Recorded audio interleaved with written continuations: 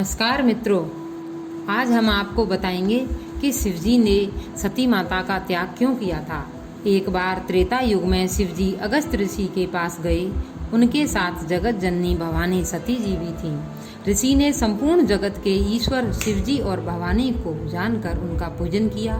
मुनिवर अगस्त जी ने राम कथा विस्तार से कही, जिसको उस महेश्वर ने परम सुख मानकर सुना। फिर ऋषि ने शिवजी से सुंदर हरि भक्ति पूछी और शिवजी ने उनको इसका अधिकारी समझकर रहस्य सहित भक्ति का निरूपण किया। श्री रघुवीर जी के गुणों की कथाएं कहते सुनते कुछ दिनों तक शिवजी वहां रहे। फिर मुनि से विदा मांगकर शिवजी माता सती के साथ कैलाश को चले आए।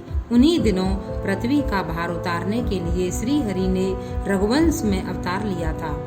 वे उस समय पिता के वचन से राज का त्याग करके तपस्वी के वेश में दंडक वन में विचर रहे थे। रामचरितमानस में लिखा है कि शिवजी भगवान राम के दर्शनों के लिए लालायित हो रहे थे, परंतु उनके हृदय में एक खलबली चल रही थी कि अगर मैं रघुनाथ जी के दर्शन करने जाऊं तो भेद खुल जाएगा, क्योंकि राम जी ने गुप्त रूप से अवतार लिया है।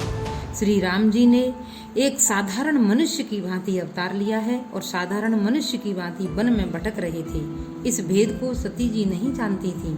उसी समय नीच रावण ने मारीच को साथ लिया और मारीच को कपट मृग बना दिया, जिसे सीता जी ने देख लिया और सीता जी ने राम जी से वह मृग लाने की इच्छा जताई। इस बीच राम मृग को मारने के लिए दौड़े तो सीता जी ने राम की रक्षा के लिए लक्ष्मण को भी भेज दिया। इसी बीच नीच रावण ने सीता जी का हरण कर लिया। सीता जी को कुटिया में न पाकर दोनों भाई बड़े दुखी हुए और सीता जी की खोज में वन वन भटकने लगे। पशु पक्षियों से सीता जी का पता पूछने लगे। वे ऐसे व्याकुल हो रहे थे मानो कोई साधारण व्यक्ति हो। हे खग मृग हे मधुकर श्रेणी, तुम देखी सीता मृग नैनी। इस प्रकार सभी से उनका पता पूछते हुए वन में विचरण कर रहे थे। श्री रघुनाथ जी का चरित्र बड़ा ही विचित्र है।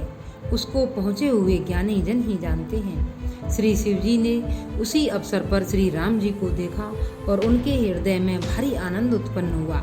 श्री राम जी ने भी शिवजी को नेत्र भर कर देखा, परंतु अवसर ठीक न जानकर परिचय नहीं किया। जगत को पवित्र करने वाले सच्चिदानंद की जय हो, इतना कहकर शिवजी सती के साथ वहां से चले जा रहे थे। जब शंकर जी राम जी के दर्शन करके मन ही मन प्रसन्न चित्त से चले जा रहे हैं, तो शंकर जी की ऐसी दशा देखकर सती के मन में संदेह उत्पन्न हुआ। वे सोचने लगी कि शंकर जी की तो सारा जगत वंदना करता है, वे तो जगत के ईश्वर हैं। देवता दानव मनुष्य मुनि सब उनके प्रति सिर नवाते हैं। उन्होंने एक राजपुत्र को सच्चिदानंद परम धाम कहकर प्रणाम किया और उसकी शोभा देखकर वे इतने प्रेम मग्न हो गए कि अब तक उनके हृदय में प्रीति रोकने से भी नहीं रुकती। देवताओं के हित के लिए मनुष्य शरीर धारण करने वाले जो विष्णु भगवान हैं, वे भी शिवजी की ही भांति सर्वज्ञ हैं। वे अज्ञानी की भांति स्त्री को क्यों खोजेंगे? फिर शिवजी के वचन भी झूठे नहीं हो सकते। इस तरह माता सती के हृदय में अपार संदेह हुआ। शिवजी बिना बताए ही सती के मन की बात समझ गए। तब भोलेनाथ ने सती जी से कहा कि हे सती सुनो, तुम्हारा स्त्री स्वभाव है, ऐसा संदेह मन में कभी न रखना। जिनकी कथा का अगस्त ऋषि ने वर्णन किया है, वही मेरे इष्ट देव श्री रघुवीर जी हैं।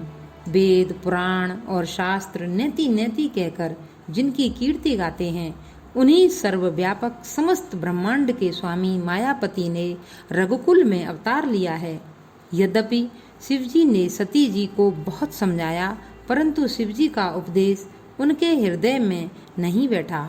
तब महादेव जी ने मुस्कुराते हुए कहा, तुम ऐसा क्यों नहीं करती? जाकर के उनकी परीक्षा ले आओ। जब तक तुम लौटोगी मैं इसी बड़ की छांव में बैठा हूँ। शिवजी की आज्ञा पाकर सती चली, परंतु सोचने लगी कि कैसे परीक्षा लूं, क्या करूं।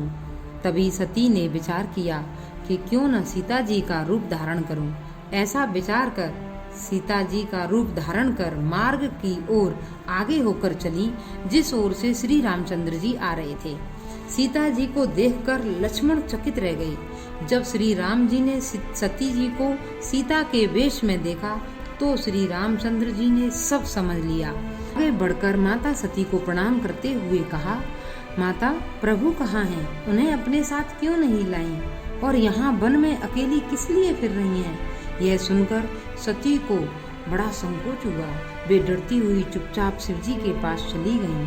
उनके हृदय में बड़ी चिंता हो गई। वे सोचने लगी कि मैंने प्रभु की बात न मानकर बड़ी गलती की। अब मैं शिवजी को क्या उत्तर दूंगी? उधर शिवजी ने अपनी शक्ति से सती का सारा छल देख लिया और सोचने लगे, ये सती ने क्या किया? शिवजी के मन को अपार पीड़ा हुई और मन ही मन शिवजी ने सती को त्यागने का निश्चय कर लिया, क्योंकि माँ सीता को शिवजी अपनी माँ के रूप में देखते थे और सती जी ने उन्हीं का वेश धारण किया।